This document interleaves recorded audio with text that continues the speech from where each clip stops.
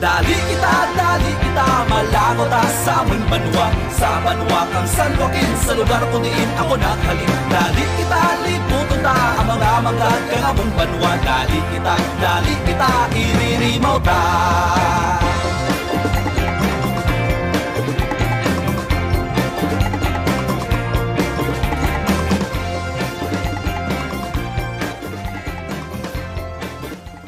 Welcome to San Joaquin, Iloilo. We're going to discuss for today is a brief history, significance, people, geography, and culture of San Joaquin.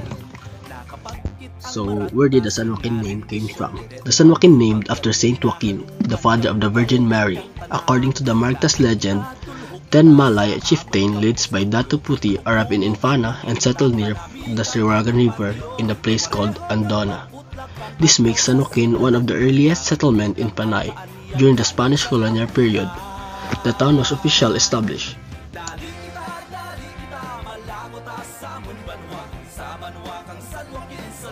One of the town's notable figures is Janet Garin, a physician and a politician currently serving as a House Representative of the 4th District of Iloilo. Another prominent individual with roots in San Joaquin is Isko Moreno, former mayor of Manila, whose father hailed from the town. These individuals representative the town contributions to national leaders and public service.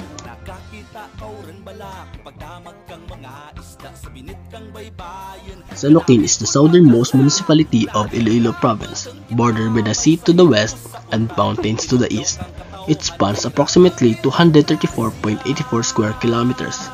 The 2020 census recorded a population of 52,617. The town features coastal plains, agricultural lands, and marine sanctuaries.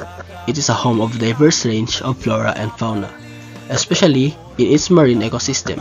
The primary source of livelihood is agriculture, include farming and fishing.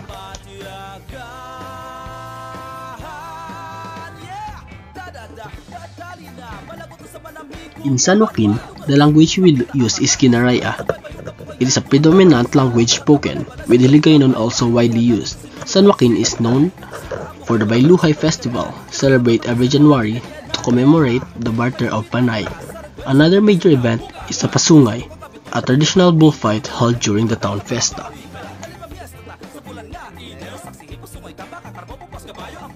The town is also home to Garin Farm, a religious pilgrimage site and ecotourism destination, and the San Joaquin Church, famous for its pediment depicting the Battle of Tictuan. Local cuisines often feature seafood and native sweets.